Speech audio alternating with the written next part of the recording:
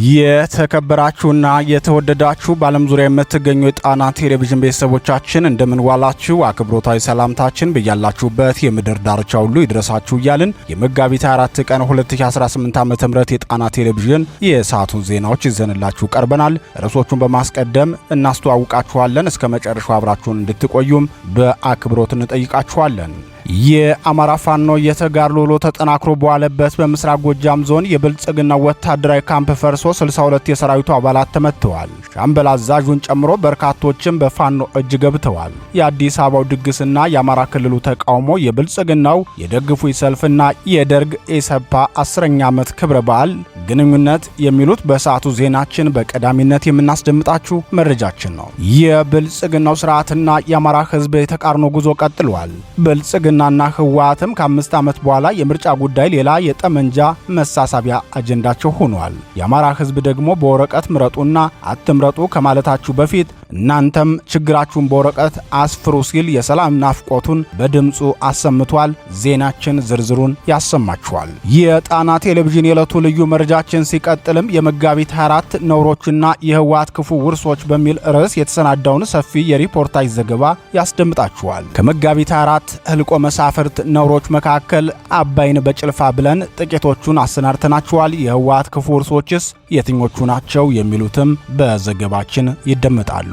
የአማራ ህዝብ የተጋድሎ ጉዞ ከወታደራዊ ድሉ በተጓዳኝ የትግሉን ዓላማ ሌላው ህዝብ እንዲረዳውና ለታሪክም እንዲሰነድ የሚያስችሉ የጥበብ ስራዎችን እያበረከተልን ነው። ትግልና ኪነ ጥበብ ተመጋጋቢ ናቸው የሚለው የጎንደር ጠቅላይ ግዛት እዝ በጌምድር ክፍለ ጦር ታጋዩ ኮማንዶ ድረስ ዓለሙ አሞናል በሚል ርዕስ ግሩም የትግል ዘፈን ይዞልን መጥቷል። ስለ ዘፈኑና የትግሉ ጉዞ ለጣና ቴሌቪዥን የሰጠው ማብራሪያ በዜናችን አካተነዋል፣ ይደመጣል። የነዳጅ ጉዳይ ብልጽግናውን አስጨንቆ ይዞታል። ወር ባልሞላ ጊዜ ውስጥ ለሁለተኛ ጊዜ የነዳጅ ሽያጭ ክለሳ ያደረገው ብልጽግናው በአዲሱ የነዳጅ መሻጫ ዋጋው ምክንያት ብርቱ ቁጣ ተነስቶበታል። ቁጣው የተሰማው ከማን ነው? ብልጽግናውስ ምን ምላሽ ሰጠ? የሚለው ዜናችን በዝርዝር አሰናድቶታል። ሰዓቱ ሲደርስ ተሰሙታላችሁ።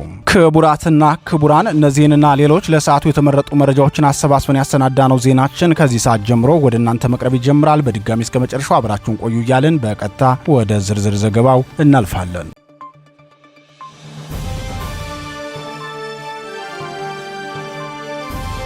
ሞጣ ላይ ፋኖ ታላቅ ድል ተቀዳጀም። የአማራ ፋኖ ብሔራዊ ንቅናቄ አጼ ቴዎድሮስ ዕዝ 201ኛ ኮር በምስራቅ ጎጃም ዞን ሞጣ ወረዳ ታላቅ ድል የተቀዳጀበትን ተጋድሎ ማድረጉን አስታወቀ። የ201ኛ ኮር 54ኛ ክፍለ ጦር በሰራው የተጠና ኦፕሬሽን በሞጣ ወረዳ ሙገር ከተማ ላይ የሚገኘውን የብልጽግና ሰራዊት ካምፕ በመምታት ከ60 በላይ ሰራዊት ከጥቅም ውጭ አድርጎ ከ40 በላይ መሳሪያ ገቢ አድርጓል። የ54ኛ ክፍለ ጦር ሰራዊት አባላት የብልጽግናውን ካምፕና የኮንክሪት ምሽግ በመስበር 42 የብልጽግናን ሰራዊት እርምጃ የወሰዱበት ሲሆን 29 ደግሞ ጉዳት ደርሶባቸዋል። የብልጽግናውን ሻምበል ባሻ ጨምሮ ሌሎች የሰራዊቱ አባላት እጃቸውን ለፋኖ ሲሰጡ ከ40 በላይ የነፍስ ወከፍ መሳሪያም ፋኖ ገቢ አድርጓል። የአጼ ቴዎድሮስ ዕዝ 201ኛ ኮር ህዝብ ግንኙነት ክፍል ተጋድሎውንና ድሉን አስመልክቶ ለጣና ቴሌቪዥን እንደገለጸው ውጊያው የተጀመረው ከንጋቱ 11 ሰዓት ከ45 ነው። ከፍተኛ ዝግጅትና ጥናት የተደረገበት በመሆኑና የውስጥ አርበኞቻችንም የዘመቻው አካል ስለነበሩ በዜሮ መስዋዕትነትና በአጭር ጊዜ ነው ድሉን ያሳካ ነው ብለዋል። ይህ በእንዲህ እንዳለ ፋኖ ተደጋጋሚ ተጋድሎ አድርጎ ነጻ ባወጣቸው ቀጠናዎች ዛሬ የብልጽግናውን ስርዓት የግንቦት ወር የምርጫ ድግስ የሚያወግዝ ህዝባዊ ተቃውሞ ሰልፎች ተካሂደዋል። በምዕራብ ጎጃም ዞን ወንበርማ ወገዳድ በተባለ አካባቢ በተካሄደው ህዝባዊ የተቃውሞ ሰልፍ ገዳዮቻችንን በምርጫ ካርድ ነግስም በማለት መልእክቱን አስተላልፏል። ይኸው የተቃውሞ ሰላማዊ ሰልፍ በሁሉም የአማራ ግዛቶች የተካሄዱ መሆናቸውን ከየግንባሮቹ የደረሰን መረጃ ያመላክታል። ብልጽግናው በበኩሉ እንደተገመተው በሌሊቱ የአዲስ አበባን ህዝብ ለድጋፍ ሰልፍ በመጥራት ህዝብ ድጋፉን ሰጠኝ የሚል የፖለቲካ ፕሮፓጋንዳ ለመስራት ሞክረዋል። የነዳጅ ቁጠባ አድርጉ ብሎ በህግና በመመሪያ ቢከለክልም ለብልጽግናው ሊቀመንበር ባለ ሲመት ሲሆን ግን በርካታ ተሽከርካሪዎች ያጀቡት ሰልፍ እንዲካሄድ አድርጓል። በ1977 ዓ.ም ከፍተኛ ድርቅ ተነስቶ ህዝብ በረሃብ እያለቀ በነበረበት ወቅት የኢሰፓን 10ኛ ዓመት በዓል ያከበረው ደርግ ኢሰፓ የመሰብሰቢያ አዳራሹን በማስመረቅና ከፍተኛ ወጪ አውጥቶ በመደገስ እንደነበር አይዘነጋም። የብልጽግናው ስርዓትም የነዳጅ እጥረት ገጥሞኛል፣ ነዳጅ ቆጥቡ፣ ህዝቡም በእግሩ ይሂድ፣ መስሪያ ቤቶች ሰራተኞቻቸውን ከቤት እንዲውሉ ያድርጉ ብሎ መመሪያ ቢያወጣም ለሊቀመንበራቸው ባለ ሲመት ሲሆን ግን በሺዎች የሚቆጠሩ ተሽከርካሪዎች በጥሩምባ የታጀበ ትዕይንተ ህዝብ ሲያደርጉ ውለዋል።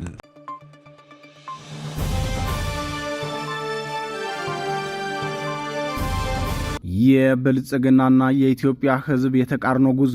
ብልጽግናው የፊታችን ግንቦት 24 ምርጫ አካሄዳለሁ እያለ በምርጫ ድግስ ሲዋከብ፣ የአማራ ህዝብ በበኩሉ ምርጫ ማካሄድ የማይቻልባቸውን ምክንያቶች በማንሳት መጋቢት 24 ላይ የተቃውሞውን እያሰማ ነው። ጊዜውን ጠብቆ የሚካሄድ ምርጫ የዲሞክራሲ ስርዓት ግንባታ ከሚታይባቸው መንገዶች አንዱ ቢሆንም በተለያየ ምክንያት ምርጫ ባለማካሄድ ሊራዘም ይችላል። ከ5 ዓመት በፊት ብልጽግናው ምርጫውን በማራዘሙ ምክንያት ምርጫ መራዘም የለበትም ብሎ በራሱ መንገድ ምርጫ ካካሄደው ህወሓት ጋር የገባበትን ጦርነት እናስታውሳለን። ዘንድሮ ደግሞ ህወሓት ምርጫ እንዳይካሄድ ሲጠይቅና ሲያስተባብር፣ ብልጽግናው በበኩሉ ምርጫው ካልተካሄደ ሞቼ እገኛለሁ ብሏል።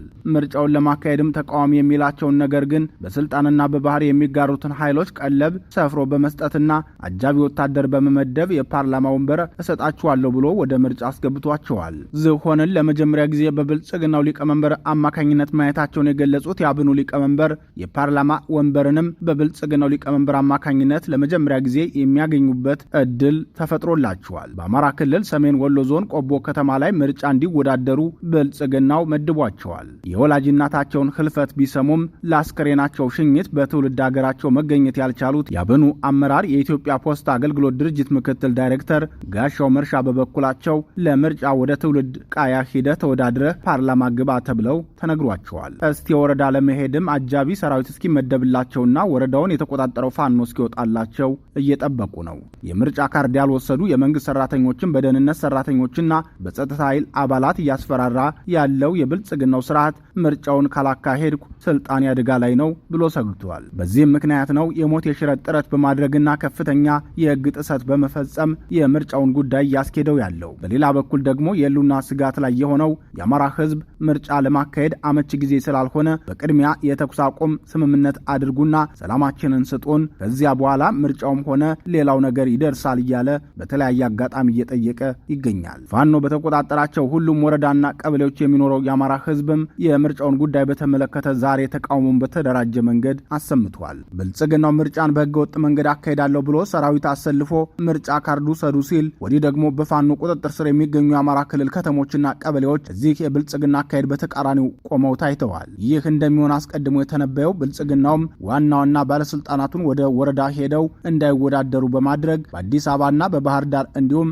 በታላላቅ የዞን ከተሞች ብቻ እንዲወዳደሩ አድርጓል። የወረዳ ምርጫ ክልሎችን ለአብንና ለሌሎች ተቃዋሚ ፓርቲዎች ለቋቸዋል። የአዲስ አበባ ምክትል ከንቲባውን ዣንጥራር አባይንም ከአዲስ አበባ ወጥተው ወደ ሰሜን ወሎ መቄት ሄደው እንዲወዳደሩ መድቧቸዋል። በአማራ ክልል 143 የፓርላማ ተወካዮች ምርጫ ማካሄድ የሚጠበቅባቸው ቢሆንም ለ100 ተወካዮች በሚሆኑ የምርጫ ክልሎች በምንም መንገድ ምርጫ ከተካሄደ ለብልጽግናው ትልቅ ስኬት ነው። የአማራ ህዝብ ግን በአሁኑ ሰዓት ከፋኖ የምርጫ ክልከላም ሆነ ከብልጽግናው የምርጫ ማስገደድ ይልቅ በሰላም ወጥቶ መግባትን ቀዳሚና ዋና ግቡ አድርጎታል።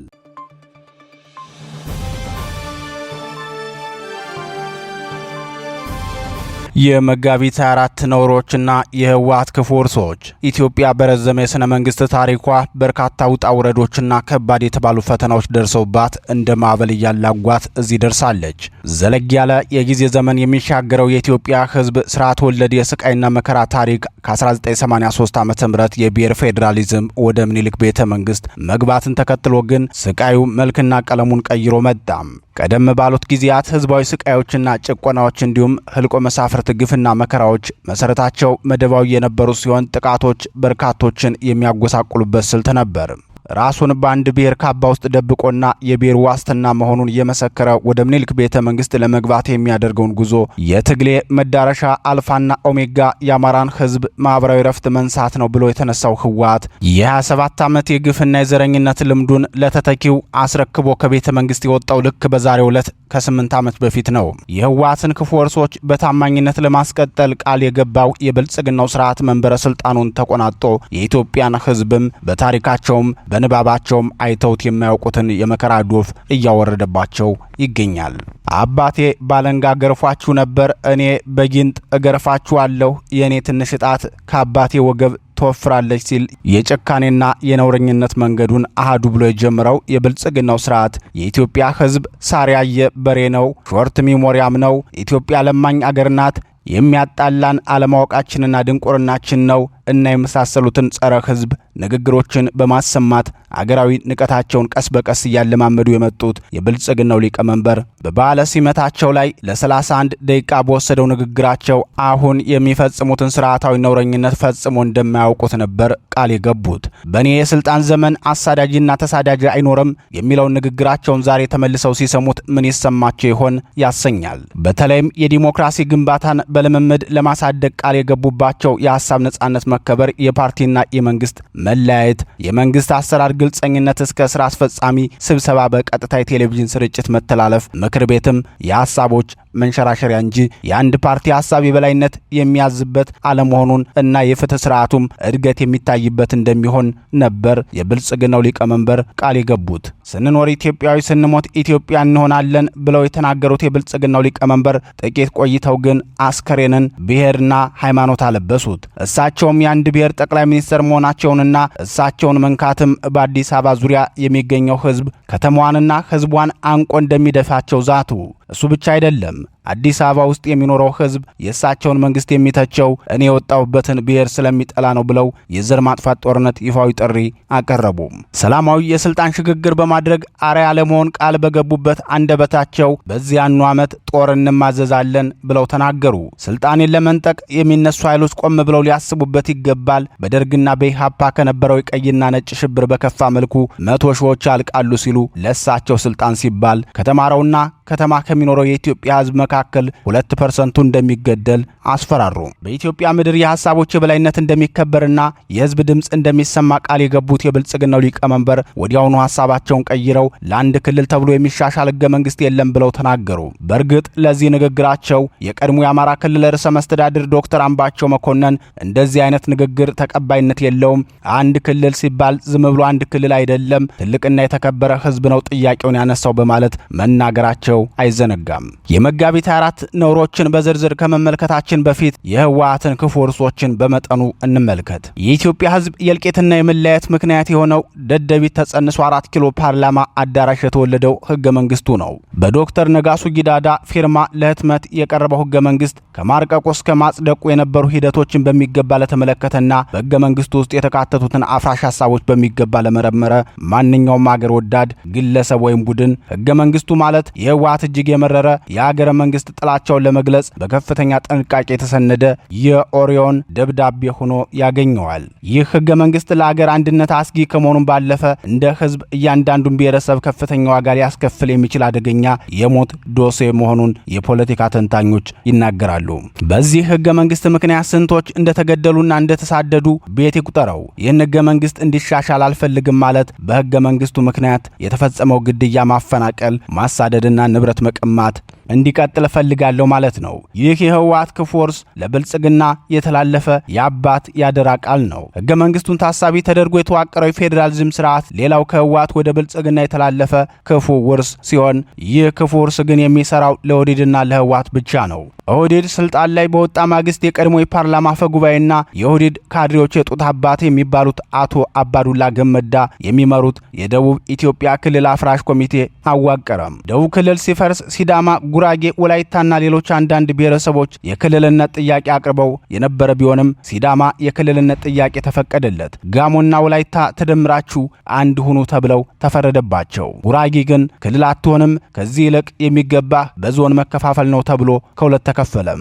አንድ አድርጉኝ ብሎ የጠየቀው ጉራጌ ከሁለት ሲሰነጠቅ ከፍተኛ የቆዳ ስፋት የሚሸፍነው የኦሮሚያ ክልል ደግሞ የሌሎች ክልሎችን ግዛት በወረራ ለመያዝ ህጋዊና ወታደራዊ አማራጮችን ተጠቅሞ ወረራ በማድረግ ግዛት እያስፋፋ ነው።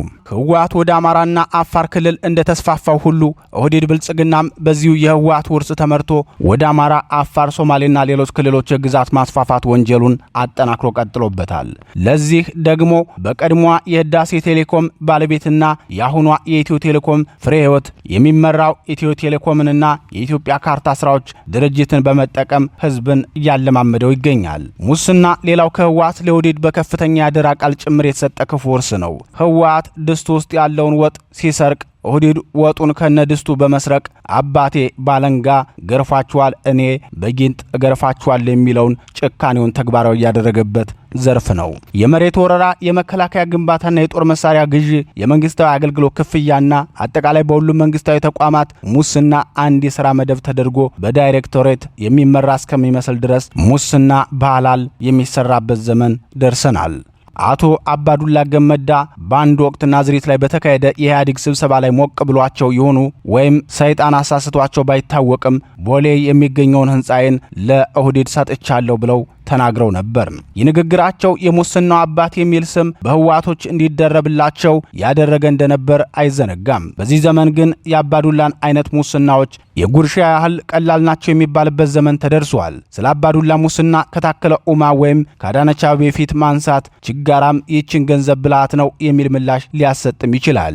የህወሓት ክፉ እርሶች እነዚህ ብቻ አይደሉም፣ ህልቆ መሳፍርት ናቸው። በአጠቃላይ ግን ብልጽግና መንበረ ስልጣኑን ከያዘበት ጊዜ ጀምሮ የሄደበት መንገድ የኔ ትንሽ እጣት ከአባቴ ወገብ ትወፍራለች የሚለውን ነውረኛና ክፉነት የሚያመላክቱ ናቸው። ይህን ለጊዜው እናቆየውና የመጋቢት 4 ነውሮችን እንመልከት። በ1990 ዓመተ ምህረት አይደር ሆስፒታልን የሻቢያ የጦር አውሮፕላኖች መደብደባቸውን ተከትሎ የተጀመረው የኢትዮ ኤርትራ ጦርነት ከተጠናቀቀ በኋላ በአፍሪካ ትልቁን ጦርነት ያየነው በብልጽግናው ዘመን ነው። ብልጽግናው በኦሮሚያ በአማራና በትግራይ ክልሎች ከፍተኛ ደም ያፋሰሱ ጦርነቶችን አካሂዷል፣ እያካሄደም ሲሆን ገና ለማስቀጠልም ቀጠሮና በጀት ይዟል። ድህረ መጋቢት 24 ቀን 2010 ብልጽግናው ተራዛሚና ህዝብ ቀናሽ ጦርነትን እንዲያዋልድ እድል የሰጠ ሆኗል። ሳናጣራና አስረን ብለው ቃል ገብተው የነበሩት ሊቀመንበሩ አስሮ ማጣራቱንም በወጉ ማከናወን ባለመቻላቸው አስረው ማሰቃየትን የፍትህ ስርዓቱ አካል አድርገውታል። አስሮና አፍኖ መሰወር፣ የደቦ ፍርድ መስጠት፣ ተቃዋሚዎችንና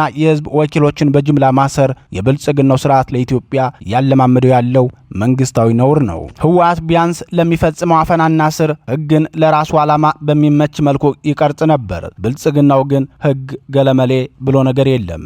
የአይኑ ቀለም ያላማረውንና ለቁም ነገር ይበቃል ብሎ ያሰበውን ሁሉ ማሰር መብቱ አድርጎ ወስዶታል። አስሮ ፍርድ ቤት ሳያቀርብ ቤተሰብና ጠበቃ እንዳይጎበኛቸው በማድረግና አድራሻቸውን በመሰወር ከዓመት በላይ ማሰቃየት የብልጽግናው ስርዓት መገለጫ ሆኗል። በእርግጥ በዚህ በኩል ህወሓትም ከሸዋ አማራና ከጎንደር ጠቅላይ ግዛት ወልቃይት አፍኖ ወስዶ ባዶ 6 በሚባለው እስር ቤት አስገብቶ ከ30 ዓመት በላይ የሰወራቸው የአማራ ተወላጆች እንደነበሩ ዘንግተነው አይደለም። የሚዲያዎችን አፈና አስመልክቶ ዓለም ጉድ እስኪለን ድረስ አፍጋኒስታን፣ ግብጽ፣ ሱዳንና ኢራን እንኳን እንዳይደርሱብን አድርገን የሰቀልነው ውድቀታችን ሆኗል። ብልጽግና በሚዲያው በኩል እየሄደበት ያለው መንገድ ኤርትራና ሰሜን ኮሪያን በልጦ ለመገኘት የሚደረግ እሽቅድምድም ይመስላል። ከኢትዮጵያ ጋዜጠኞች 27 በመቶዎቹ አንዴ ወይም ከዚያ በላይ ታስረው የተፈቱ መሆናቸውን ዓለም አቀፍ የሰብአዊ መብቶች ድርጅት አጋልጠዋል። ማፈናቀል፣ ማሳደድ፣ በጅምላ ገድሎ በአንድ ላይ መቅበር የብልጽግናው ስርዓት የወለዳቸው ድህረ መጋቢት 24 ግርፎቹ ናቸው። አማራንና ኦርቶዶክስን እንደ ሲጋራ አጭሰን ረግጠናቸዋል የሚለውን የስብዓት ነጋና ሳሞራ የኑስን የጥላቻ ንግግሮች በማሻሻል በሰበሩን ቦታ ላይ ሰብረናቸው ቆመናል በሚል የቀየረው ኦህዴድ ብልጽግና በአጠቃላይ ያለፉትን 8 ዓመታት ኢትዮጵያን የመከራና የውድቀት ምሳሌ አድርጓታል። ከዲፕሎማሲያዊ ውድቀት እስከ ፖለቲካዊ ኪሳራ፣ ከኢኮኖሚ ድቀት እስከ ወታደራዊ ኩስምና የደረሰው የብልጽግናው ስርዓት የአገዛዝ ዘመን በዚህ መንገድ ነው የሚገለጸው። በኢኮኖሚ መስክ የደረሰውን ውድቀት ብቻ ብንመለከት በህዝብ ላይ የደረሰውን የኑሮ ጫና ማየት ይበቃናል። ብልጽግናው ስልጣን ሲይዝ 18 ብር የነበረ ነዳጅ ዛሬ 165 ብር ሲገባ፣ 180 ብር የነበረ ዘይት ዛሬ 2000 ብር የገባው፣ 2000 ብር የነበረው ኩንታል ጤፍ ዛሬ 16000 ብር የደረሰውን ማየት ብቻ በቂ ነው። እኛ በዚህ ሰዓት ከምንናገረው በላይ የእያንዳንዱ ኢትዮጵያዊ ሞሰብና ኪስ የሚመሰክረው ነው። ስርዓቱ በስልጣን ላይ እስካለ ድረስ እነዚህ ነውሮች ከዚህም በከፋ መልኩ መቀጠላቸው አይቀርም።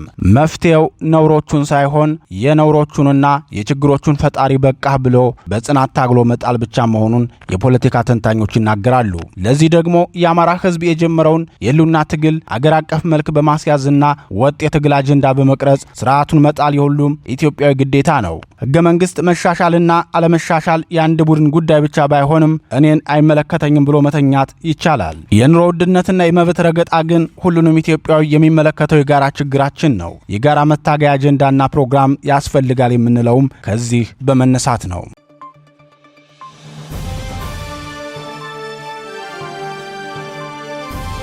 ትግልና ኪነ ጥበብ ተመጋጋቢ ናቸው። ድምፃዊ ኮማንዶ ድረስ አለሙ የአማራ ህዝብ ፋኖ መሪ የህልውና ትግል ከተጀመረበት ጊዜ ጀምሮ ከወታደራዊ ትግሉ ጎን ለጎን የህዝቡን የህልውና ትግል ዓላማ ለሌላው ህዝብ በማሳወቅ በኩል ስኬታማ የተባሉ የጥበብ ስራዎች ከትግል ሜዳው እየደረሱን ነው። የአማራ ፋኖ ብሔራዊ ንቅናቄ ጎንደር ጠቅላይ ግዛት እዝ አባል የሆነው ኮማንደር ድረስ አለሙ አሞናል በሚል ርዕስ አሁናዊ የአማራን ህዝብ የትግል ደረጃ የሚገልጽ የትግል ዘፈን ይዞ መጥቷል። ድምፃዊ ኮማንዶ ድረስ ስለ አዲሱ የትግል ዘፈኑ ለጣና ቴሌቪዥን ሲናገርም የአማራ ህዝብ የተከፈተበትን የዘር ማጥፋት ጦርነት ለመቀልበስና አማራን ከሞት ለመታደግ ወደ ትጥቅ ትግል ከገባው ብዙ ዓመት ሆኖኛል። በእነዚህ የትግል ጊዜያት በብዙ ግንባሮች ከወንድሞቼ ጋር ብርቱ ፍልሚያ አድርገን በርካታ ድሎችን ተቀዳጅተናል። ከዚህ በተጨማሪም የኮማንዶ ስልጠና ከ6 ወራት በላይ በብቁ አሰልጣኞች ሰልጥኜ ተመርቄያለሁ። የልዩ ኮማንዶ አባል ታጋይ ሲሆን ከውጊያው ጎን ለጎን ደግሞ ለሰራዊታችን ሞራልና ለህዝባችን የህልውና ትግል የሚመጥን የትግል ዘፈን አዘጋጅቼ ለህዝብ ለማቅረብ ወደድኩ ሲል ይናገራል። አርበኛ ኮማንዶ ድረስ አክሎም እንደሚታወቀው የአማራ ህዝብ ወደ ትጥቅ ትግል የገባው ሁሉንም የሰላም አማራጮች ለመጠቀም ሞክሮ አማራ ጠሉ የብልጽግና ስርዓት ስለከለከለው ነው። የትጥቅ ትግል ደግሞ ወደና ፈልገው ባበት እንዳልሆነ የሚታወቅ ነው። ቀደም ሲል አባታችን ዳግማዊ ቴዎድሮስ ያንን ሁሉ ዋጋ ከፍሎ ሀገርን ያጸናውም ሆነ የውጭ ወራሪን በክንዱ ሲመክት መንገዶች ሁሉ አልጋ ባልጋ አልነበሩም። አባታችን ምኒልክም ቅኝ ግዛትን የመከተው ለአርበኛ አባቶቻችን ሁሉም ነገር ተሟልቶላቸው አልነበረም። ይህ የፋኖ ታጋይም የአባቶቹ ልጅ መሆኑን በጦር ሜዳው በደንብ አሳይቷል። በቂ ስንቅ በሌለበት ሁኔታ ተተኳሽና መሳሪያን እንኳን እንደፈለገ ገዝቶ ሳይሆን የጠላትን ሰራዊት እየማረከ የሚታገል ታጋይ ነው። በዚህ መልኩ ለሚታገል የፋኖ ሰራዊት በትግሉ ውስጥ ወኔ ቀስቃሽና መንፈስን አዳሽ የኪነ ጥበብ ስራ ያስፈልገዋል። የትጥቅ ትግልና ኪነ ጥበብ ደግሞ የማይነጣጠሉ የአንድ ሳንቲም ሁለት ገጽታዎች ናቸው ብለዋል። አርበኛ ኮማንዶ ድረስ አለሙ ለጣና ቴሌቪዥን የሰጠውን ተጨማሪ ማብራሪያ እና አሞናል በሚል ርዕስ ለህዝብ ካቀረበው የትግል ዘፈን ላይ የተወሰነ ክፍል ሰምተን እንመለስ። አርበኛ ወይም ኮማንዶ ድረስ አለሙ እባላለሁ። የአማራ ፋኖ ብሔራዊ ንቅናቄ ጎንደር ጠቅላይ ግዛት እዝ በየምድር ክፍለ ጦር አባል ነኝ። የአማራ ህዝብ የተከፈተበትን የዘር ማጥፋት ጦርነት ለመቀልበስ አማራን ከሞት ለመታደግ ወደ ትጥቅ ትግል ከገባው ብዙ ዓመታት ሆኖኛል። በዚህም የትግል ጊዜያት በብዙ ግንባሮች ከወንድሞቻችን ጋር ብርቱ ፍልሚያን አድርገናል። በርካታ ድሎችን ተቀዳጅተናል። ከዚህም በተጨማሪ የኮማንዶ ስልጠና ከስድስት ወራት በላይ በብቁ አሰልጣኞች ሰልጥኜ ተመርቄ ወጥቻለሁ። የልዩ ኮማንዶ አባል ታጋይ ሲሆን ከውጊያ ጎን ለጎን ደግሞ ለሰራዊቱ ሞራል እና ለህዝባችን የህልውና ትግል የሚመጥን የትግል ዘፈን አዘጋጅቼ ለህዝብ ለማቅረብ ዝግጅቴን ጨርሻለሁ። እንደሚታወቀው የአማራ ህዝብ ወደ ትጥቅ ትግል የገባው ሁሉም የሰላም አማራጮች ለመጠቀም ሞክሯል። አማራ ጠሉ የብልጽግና ሰራዊት ስለከለከለው ነው። የትጥቅ ትግል ደግሞ ወደውና ፈልገው የምትገባበት እንዳልሆነ የሚታወቅ ነው። ቀደም ሲል አባቶቻችን ዳግማዊ ቴዎድሮስ ያንን ሁሉ ዋጋ ከፍሎ አገርን ያጸናው ሆነ የውጭ ወራሪን በክንዱ የመከተው መንገዶች ሁሉ አልጋ ባልጋ አልነበሩም። አባታችንም ምኒልክ ከቀኝ ግዛት የመከተው ለአርበኛ አባቶቻችን ሁሉም ነገር ተሟልቶላቸው አልነበረም። አባቶቻችን አገርን አንድ ያደረገው ሆነ ከቀኝ ግዛት ጠብቀው ያቆዩት ባልሸፍነፍነት ባይነት ወኔያቸው በአማራዊ የስነ ልቦና ከፍታቸውና ለክብራቸው ካላቸው መታመን የተነሳ ነው። ይህ የፋኖ ታጋይም የአባቱ ልጅ መሆኑን በጦር ሜዳ በደንብ አሳይቶናል። በበቂ ሁኔታ ስንቅ በሌለበት ሁኔታ ተኳሽና መሳሪያችን እንኳን እንደፈለገ ገዝቶ ሳይሆን የጠላትን ሰራዊት እየማረከ የሚታገል ታጋይ ነው። በዚህ መልኩ ለሚታገል የፋኖ ሰራዊት በትግል ውስጥ ወኔ ቀስቃሽ፣ መንፈስ አዳሽ የኪነ ጥበብ ስራ ያስፈልገዋል። የትጥቅ ትግል እና ኪነ ጥበብ ደግሞ የማይነጣጠሉ የአንድ ሳንቲም ሁለት ገጽታዎች ናቸው። አድዋ ላይ ሆነ ቋራን ወይም ካራማራ በተደረጉ ተጋድሎቻችን ኪነ ጥበብ ለታጋይ ኃይሉ የተጫወቱት በጎ ሚና ከፍተኛ ነው። እኔም ይህን ታሳቢ አድርጌ ነው ስራውን ለመስራት የወሰንኩት። በዚህም ስራዬም ታጋይና የትግላችን መሪዎች ደስተኞች ናቸው። እኔም በጣም ደስተኛ ነኝ። ቀሪው የአማራ ህዝብና መላው የኢትዮጵያ ህዝብ ስራዬን አይቶ አስተያየት እንዲሰጠኝ በዚሁ አጋጣሚ ጥሬን አቀርባለሁ። ዘፈኑን ከዛሬ ጀምሮ ድረስ አለሙ በሚለው የትግል ዩቲዩበር ቻናል ሊያገኙኝ ይችላሉ። በጣና ቴሌቪዥን ቻናል ሊያገኙኝ ይችላሉ።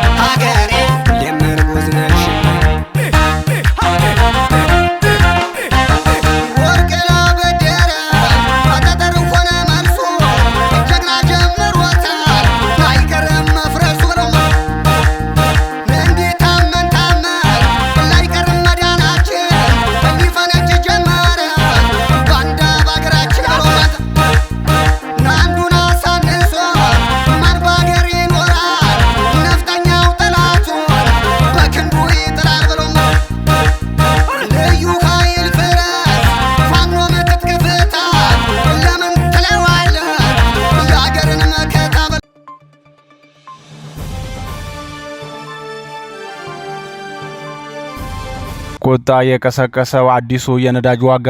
የብልጽግናው ሊቀመንበር 8ኛ ዓመት በዓለ ሲመት በሺህ የሚቆጠሩ ተሽከርካሪዎች በግዳጅ እንዲገኙ ተደርገው በሚከበርበት በዛሬው ዕለት በአንድ ወር ውስጥ ለሁለተኛ ጊዜ የተደረገው የነዳጅ ዋጋ ጭማሪ ቁጣ መቀስቀሱ ተገለጸ። የኢራን ጦርነት በተቀሰቀሰ ማግስት የመካከለኛው ምስራቅ ጦርነት ለእኛ ጥቅም የሚያስገኝበትን ስልት ነድፈን እንቀየርበታለን ሲሉ የተደመጡት የብልጽግናው ሊቀመንበር በሀገሪቱ የነበረውን የነዳጅ እጥረት ተባብሶ እንዲቀጥል አድርገውታል። ከብልጽግናው ሊቀመንበር ንግግር በኋላ ሌሎች የሀገሪቱ ሹማምንቶች በነዳጅ እጥረት ከፍተኛ ችግር እንደተጋረጠባቸው በተደጋጋሚ የገለጹ ሲሆን በሀገሪቱ ታሪክ ታይቶ የማይታወቅ የነዳጅ መሸጫ ዋጋ ጭማሪ በብልጽግናው የንግድና ቀጠናዊ ትስስር ሚኒስቴር በኩል ይፋ ተደርጓል። ይህ ድንገተኛ የዋጋ ጭማሪ ከዚህ በፊት ጭማሪ በተደረገ በ21 ቀናት ልዩነት ውስጥ የተደረገ መሆኑ ደግሞ የብልጽግናው ስርዓት የገባበትን ቀውስ ያመላክታል። በአንድ ወር ውስጥ ለሁለተኛ ጊዜ በተደረገው ጭማሪ ከ21 ቀናት በፊት በሊትር 139 ብር አካባቢ ይሸጥ የነበረው ናፍጣ በአንድ ጊዜ የ25 ብር ጭማሪ ተደርጎበት ወደ 164 ብር ከፍ ብሏል። ቤንዚን ከ150 ብር በላይ እንዲሸጥ በንግድና ቀጠናዊ ትስስር ሚኒስቴር ተወስኗል። ይህን ተከትሎ ከፍተኛ ቁጣ የተቀሰቀሰ ቢሆንም ብልጽግናው ግን ጆሮ ዳባ ልበስ ብሎ የሊቀመንበሩን በዓለ ሲመት በደማቅ ድግስ እያከበረ ይገኛል። የአሁኑን ድንገተኛ የነዳጅ ዋጋ ጭማሪ አስመልክቶ አስተያየታቸውን ለጣና ቴሌቪዥን የሰጡ የዘርፉ ምሁራን ይህ የነዳጅ ጭማሪ በሌሎች ምርቶችና አገልግሎቶች ላይ በተለይም በትራንስፖርትና በምግብ ዋጋ ላይ የሚያስከትለው ሰንሰለታማ ተጽዕኖ አደገኛ መሆኑን አንስተዋል። በኢኮኖሚ ጫና ለዓመታት ሲመታ የኖረው የኢትዮጵያ ሕዝብ አሁንም ሌላ ችግር ጉሮሮው ላይ ቆሟል የሚሉት ምሁራኑ በስርዓት ውስጥ ያሉ ካድሬዎች በበኩላቸው ከመቼውም ጊዜ በላይ ህገወጥ ሀብት ለማከማቸት ምቹ ሁኔታ ተፈጥሮላቸዋል ሲሉ አክለዋል። የብልጽግናው ስርዓት ከመምጣቱ በፊት የነበረውን የነዳጅ ዋጋ አስታውሰው አስተያየታቸውን የሰጡት ምሁራኑ በ8 ዓመት ውስጥ ከነበረበት ዋጋ መጠን 500% የሚሆን ጭማሪ መደረጉን ገልጸዋል። ይህ ጭማሪ የተደረገው በዓለም አቀፍ ደረጃ የነዳጅ ዋጋ ከፍተኛ ጭማሪ ባልታየባቸው ዓመታት ውስጥ ነው የሚሉት አስተያየት ሰጪዎች ይህ የተደረገው ከ8 ዓመት በፊት ድፍድፍ ነዳጅ አወጣንላችሁ ተብለው የምስራች በተነገራቸው ኢትዮጵያውያን ላይ መሆኑ ጉዳዩን አሳዛኝ ያደርገዋል በማለት ገልጸውታል።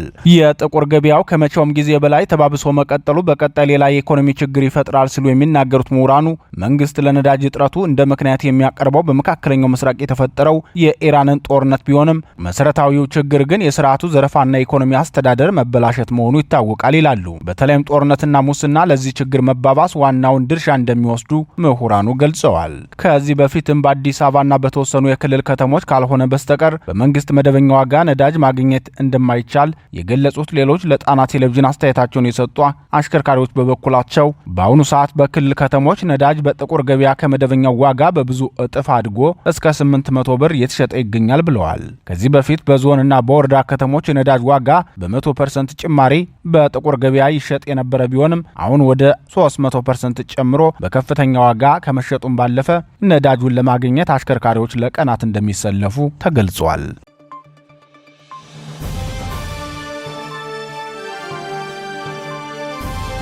ክቡራትና ክቡራን የጣና ቴሌቪዥን ደጋፊዎች የአማራ ሕዝብን ትግል ማዕከል በማድረግ ውግንናውን ለአማራ ሕዝብ ማዕከላዊ ኮዝ ዘላቂ ጥቅምና የተቆጠሩ ጥያቄዎች ያደረገው ጣና ቴሌቪዥን ትግሉ የገጠመውን የስትራቴጂክ አመራር ክፍተት እንዲሞላ ሕዝባዊ መሰረቱን አስጠብቆ እንዲቀጥል በማድረግና ሚዛናዊ የመረጃ ተደራሽነትን በጥራት በፍጥነትና በታማኝነት እያቀረበ የሚገኘውን የጣና ቴሌቪዥንን ለመደገፍ በርካቶች በምን እንደግፍ የሚል ጥያቄ ስታቀርቡልን መቆየታችሁ ይታወቃል። በመሆኑም በዜል +1 46 9866 54 44 በካሻፕ ጣና ቲቪ 2024 በፔይፓል ጣና ቴሌቪዥን 2024@gmail.com እንዲሁም በዶኔት ቦክሱ በኩል መደገፍ የምትችሉ መሆኑን ለማሳወቅ እንወዳለን።